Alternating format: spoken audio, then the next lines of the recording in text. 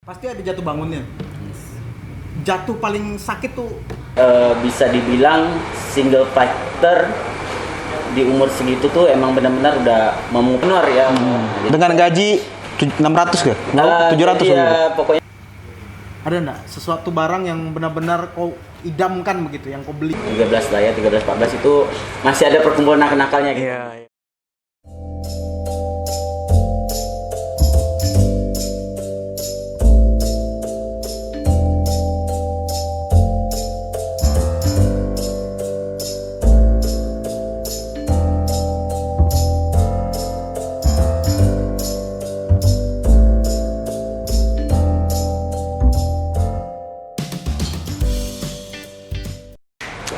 Balik lagi kita di Cakap Buntal. Kali ini kita bakal bercakap sama seseorang kawan lama saya. 20 tahun lah kali berkawan. Dari SMA kelas 1 sampai sekarang. Tapi dia sudah jadi pengusaha sukses dan pengusaha tanpa riba. Nah, kita bakal bercakap-cakap dengan Hendra Nanda. Apa kabar, Hen? Alhamdulillah baik. Sehat ya? Alhamdulillah. Jenggot agak panjang nih. Tempat bidadari begantung. Oh iya. Jadi pas terakhir nanti tinggal ditarik ya, nak? Gimana, En? Yellow Ponsel semakin berjaya dan semakin oke ya? Alhamdulillah. Walaupun dalam keadaan seperti ini masih tetap bagus lah. Tapi kalau ngomong soal pandemi, En, banyak orang bilang dalam tanda kutip itu neraka dalam ekonomi lah. Yellow Ponsel merasakan itu nggak sih? Alhamdulillah sih tidak ya, karena saya berkecimpung di dunia handphone ini udah lama. Terus kita bisa membandingkan tahun tiap tahunnya, dan ini merupakan tahun yang karena pandemi ini kita bisa lihat, statistik penjualan. Nah, kebetulan handphone itu merupakan kebutuhan yang udah primer sekali. Primer ya? Iya, karena bangun tidurnya nyari HP loh. Apalagi dalam kondisi lockdown, nggak boleh keluar. Jadi favorit sekali handphone. Jadi nggak terpengaruh sama sekali ya. Tingkat penjualan juga ya stabil atau menurun nih? Alhamdulillah malah meningkat. Malah meningkat ya. Nah, itu buat semua orang kadang-kadang banyak sekali teori ekonomi yang bilang bahwa ada beberapa hal yang meningkat. Yang pertama itu penjualan handphone, kemudian bisnis digital ya. UMKM dengan pola e-commerce seperti itu. Jadi bisa masuk ke semuanya. En, aku mau tahu cerita dulu lah. Setahu aku dulu EN sebelum kuliah di Polnet Pontianak nih, pernah kuliah di UPN Veteran Jogja. Iya, benar. Apa? Tambang ya?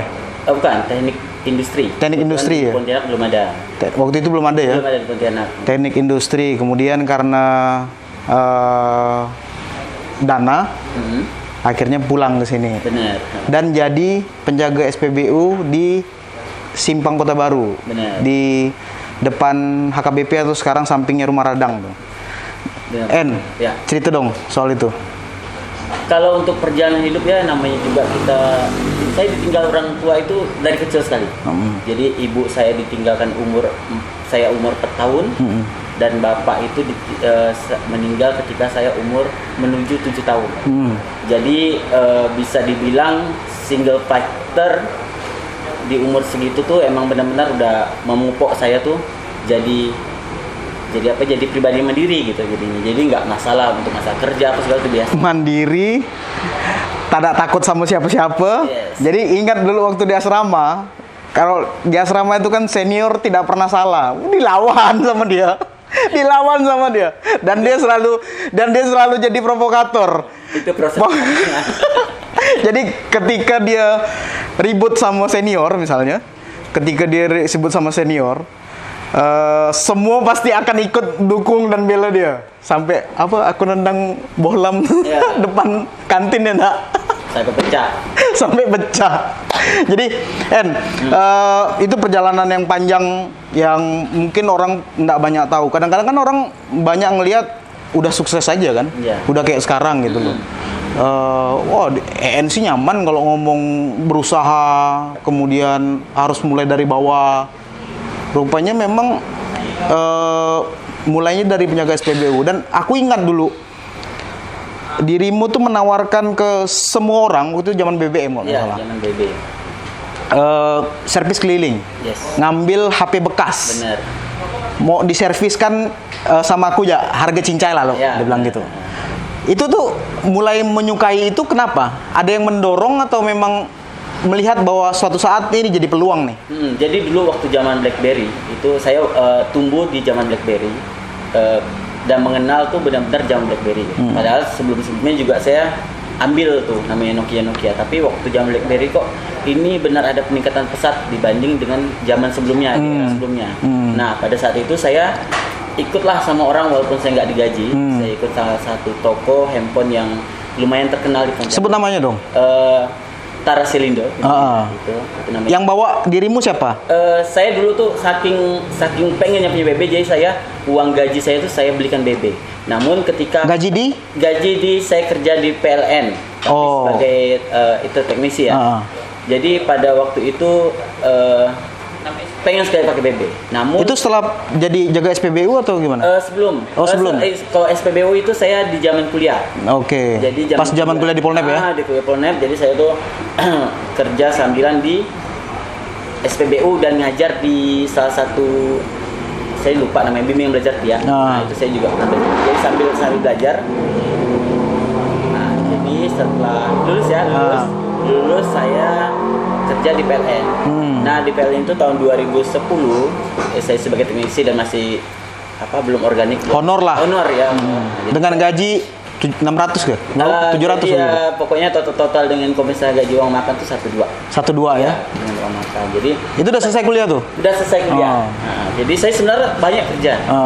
Ada kerja di Surabaya jadi pembuat aki ataupun banyak, tapi nggak terlalu lama, nggak terlalu menekuni saya. Jadi pada zaman kerja di PLN itu saya pulangnya tuh selalu ke tempat Koko ini, Kok Akui namanya. Dia tuh pemasok BlackBerry yang zaman itu ya? Iya, jadi namanya BM lah itu namanya ya. Nah dari situ saya belajar. Dia nggak tahu ini, saya belajar otodidak, jadi saya tahu dan saya ajarkan dia.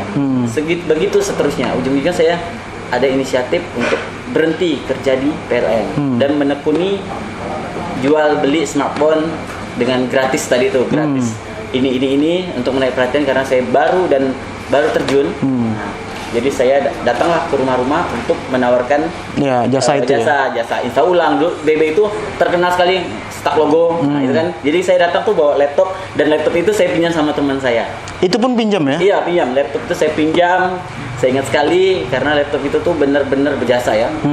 Dan yang punya pun sebenarnya nggak pernah megang. Nggak dihiraukan lah. Dihiraukan. Jadi saya pakailah untuk install handphone customer. Nah dari itulah saya belajar, saya tekuni terus, dan alhamdulillah ketemu passion saya ujung-ujung. Padahal passion saya itu sebenarnya kurang di. Bukan di situ ya? Iya, kurang di handphone karena saya pun teknik mesin, nggak ada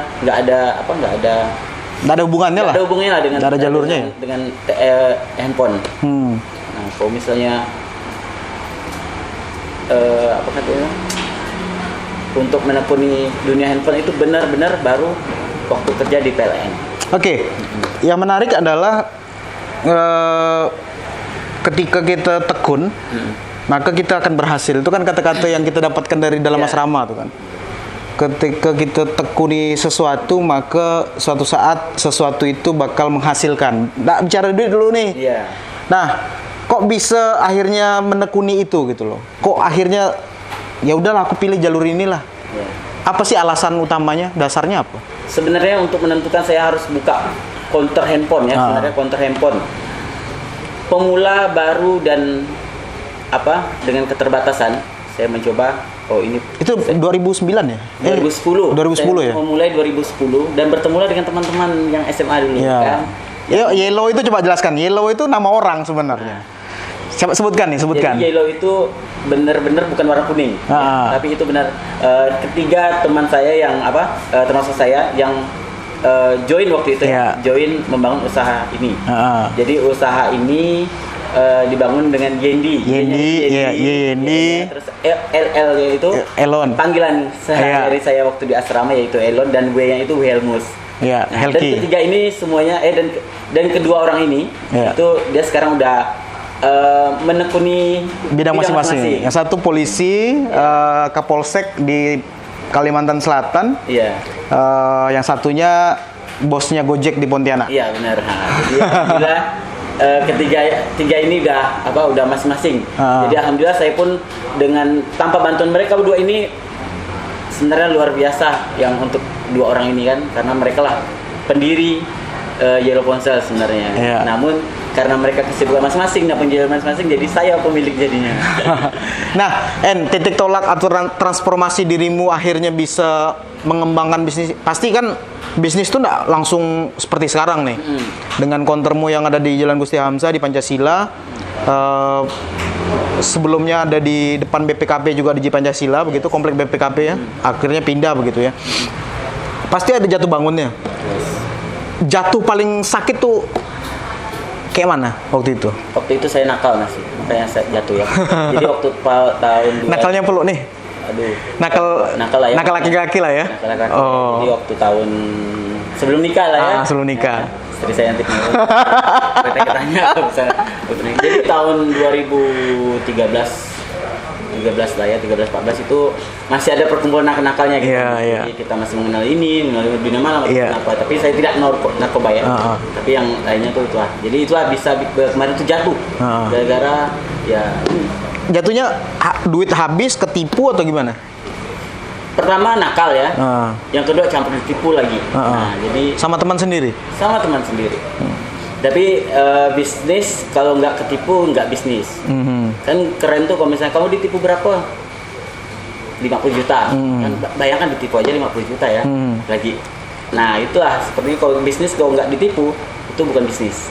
Karena di situ bisnis lah, di situ ada main perasaan. Cocok nggak dengan ini? Cocok nggak kita nanam modal dengan ini kan gitu. Jadi ada seperti apa ya?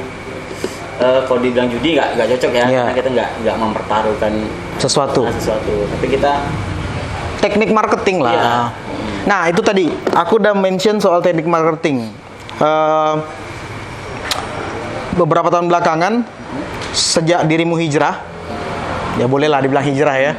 Dengan EN yang dulu kan beda lah. Kalau banyak yang belum tahu, EN yang dulu ya mirip-mirip saya lah. Dan mirip-mirip teman-teman yang lain lah gitu loh. Sebelum dirimu hijrah, ada pola bisnis juga yang berubah. Yakni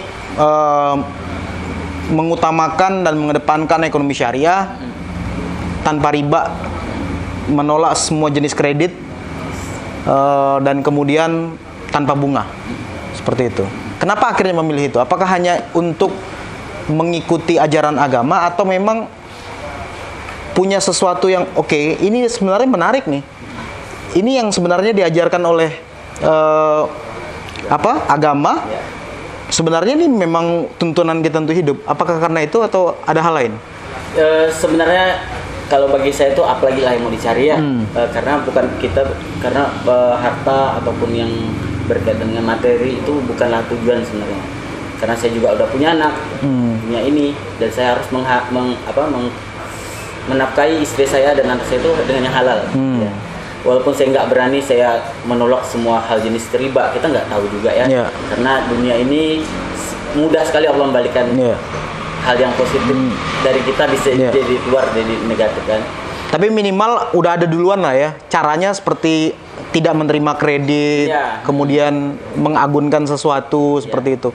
Apa memang ya tidak secara eksplisit memang kita anti riba sama sekali, kita kan juga nggak tahu begitu. Seperti yang En bilang tadi. Tapi kenapa itu diambil begitu? Saya waktu tahun 2015 itu pernah kerjasama dengan teman untuk kredit handphone. Jadi itu dengan bunga, dengan apapun itulah pokoknya. Jadi titik itulah saya harus nih nggak boleh yang berkaitan itu. Untungnya lumayan besar. Tapi di situ kita tuh ada rasa jalim ya. Dengan harga handphone yang harganya 2 juta bisa jadi 4 juta ataupun kurang dari 4 juta sedikit. Nah di situ saya juga kok saya walaupun udah dapat untung tapi kok nggak maju-maju, Nggak berkah. gitu aja, gitu Iya. kan. Oh, jadi saya harus memperbaiki apa yang harus saya perbaiki. Nah, ketika itu ya saya ketemulah teman-teman yang satu visi.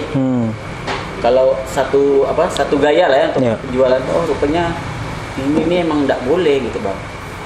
Walaupun dengan untung yang besar, kamu nggak akan dapatkan kenikmatan dari situ. Dari situ saya benar-benar lepas, stopkan, walaupun itu dalam keadaan rugi besar, saya stopkan, saya nggak tagih lagi orang-orang yang masih berutang. Dan sampai sekarang alhamdulillah saya tidak melayani kredit, walaupun dengan leasing ataupun dengan bank ataupun dengan yang lainnya. Jadi emang benar jual secara tradisional. Ada uang, ada barang, gitu aja. Berubah nggak pendapatan yang dirasakan dengan tidak menggunakan kredit atau tanpa riba itu? Alhamdulillah benar-benar terasa. Kalau hitung-hitungan ekonomi, kita harus pakai hitung-hitungan Iya, dong. ada hitungan. Berapa persen perubahannya? Jadi lama ya, udah lama. Dari 50 sampai, nggak usah di bawah 50% lah, 50 sampai 100. Kira-kira berapa persen pendapatan yang akhirnya kalau kita pakai bahasa agama diridhoi oleh Allah gitu loh. Dan akhirnya jauh ya, saya juga kurang mendalami yang hal-hal Iya. itu. Tapi intinya saya merasakan benar-benar puas dan mendapatkan hasil yang nampak ya, yang nampak. Yang kemarin itu nggak nampak, nggak ada bekasnya lah ya. Mungkin habis putar-putar gitu aja. Mungkin karena saya sekarang dibantu sama istri yang bisa memanage keuangan saya kan. Jadi alhamdulillah lebih oke lah keuangannya dibanding yang kemarin. Nah, terlepas dari riba pun istri saya juga benar-benar membantu tentang keuangan ini. ya mungkin buat yang nonton Cakap Buntal, istrinya juga berusaha buka toko busana ya. Yes. Busana anak-anak ya. Anak-anak. Dan ada counter handphone juga di dalam itu. Untuk sementara kita stop karena ada nama counter yang sama. Oh, oke. Jadi kita stop daripada orang ambigu bingung. Nah, jadi kita stop dulu counter yang di Jalan Kota Baru itu. Oke. Nah, siapa sih orang yang bisa bikin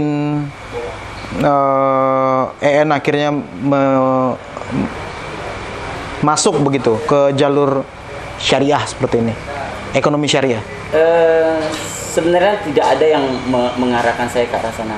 Cuma alhamdulillah saya tuh punya teman yang baik sekali. Jadi dia selalu mengingatkan saya ketika saya keluar nih jalur nih. Seharusnya nggak boleh gini, dagang tuh harus gini. Ada tuh teman-teman yang seperti itu. Jadi kita tuh benar-benar Sebut dong namanya. Namanya Syukur namanya. Oke. Benar-benar mengarahkan saya, walaupun saya tidak sepenuhnya menjalankan segala syariat yang ada, tapi paling minimal dia memberikan garis-garis besar. Itu yang boleh saya lakukan atau tidak. Karena dagang ini sebenarnya harus benar-benar kita kita pahami benar. Dagang itu akad ya, akad suka sama suka. Jadi sekecil apapun harus ridho sama-sama ridho. Nah, apa trik? Ya, semua bisnis pasti punya trik, Yes. punya strategi, punya planning. Ada disebut bisnis plan, marketing strategi, dan lain-lain lah. Apa strategimu yang akhirnya selain harga ya, Yes. selain harga begitu, yang semua orang mau beli handphone ingatnya Yellow Ponsel gitu. Ini bukan endorse ya. Saya enggak kawan-kawan di Rumah Jurnalis Pontianak belum ada yang dikasih handphone nih. Apa strategimu? Sebenarnya tuh semua marketing itu hanya satu. Jangan sampai membuat konsumen kecewa. Dalam hal? Dalam hal apapun. Oke.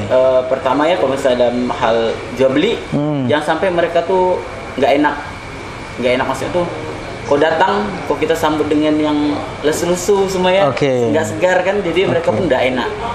Nanya pun nggak lepas. Nah, di situ kita tadi keramat tamahan, kenyamanan ruangan itu juga kita harus perhatikan. Itu dari dalam. Dan yang kedua saya juga harus ada kalau untuk strategi saya itu saya setiap bulannya saya harus menghabiskan berapa persen penghasilan saya untuk marketing. Oke. Nah, itu bisa. Contohnya? Bisa berupa kita mencari orang yang Selebgram gitu. Salah satunya juga bisa orang yang kita percaya bisa mengendorsekan barang kita. Yang kedua juga dari pertemanan penjual handphone ini banyak di Pontianak. Oke. Nah, kita jalin hubungan itu dia.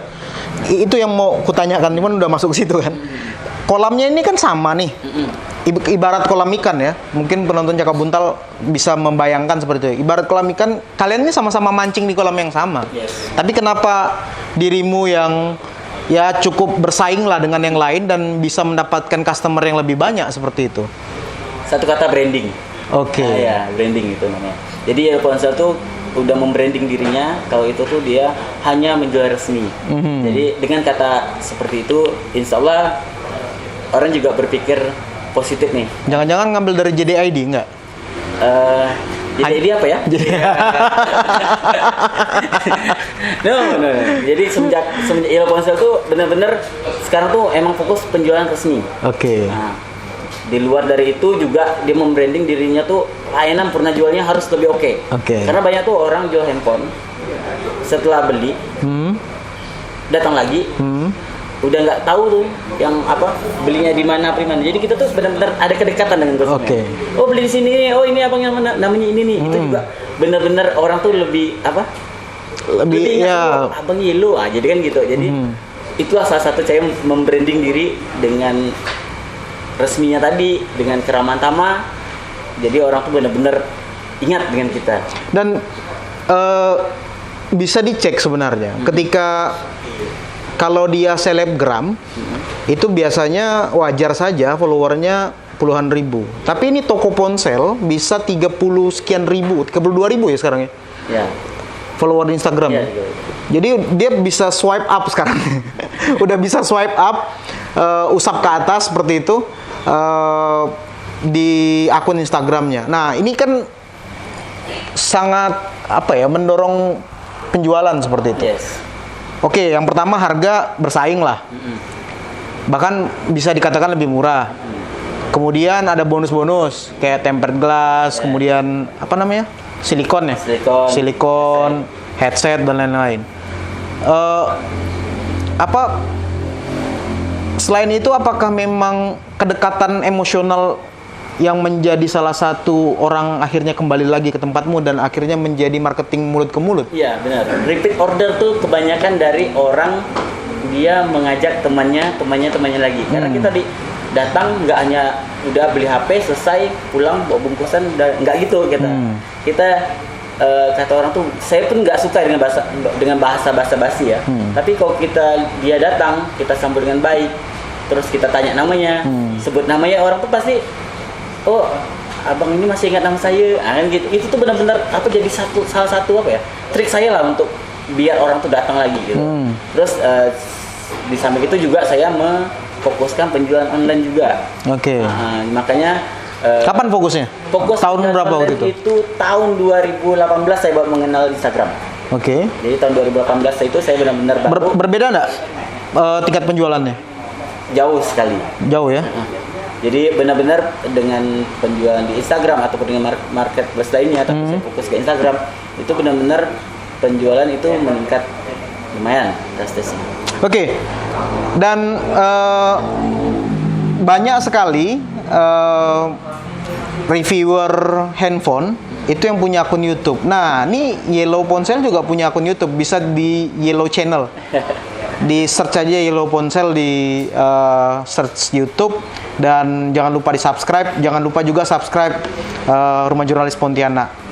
Dan kita sekarang lagi taping, syutingnya di Kedai Opini, Jalan Putri Daranante nomor 4. Jun, udah aku promokan ya Jun. Ulang promonya ulang. Oke, kita akan sambung lagi nanti. Ada banyak hal yang akan aku ceritakan dan juga EN ceritakan tentang masa lalu. Dan jangan kemana-mana, tetap di Cakap Buntal.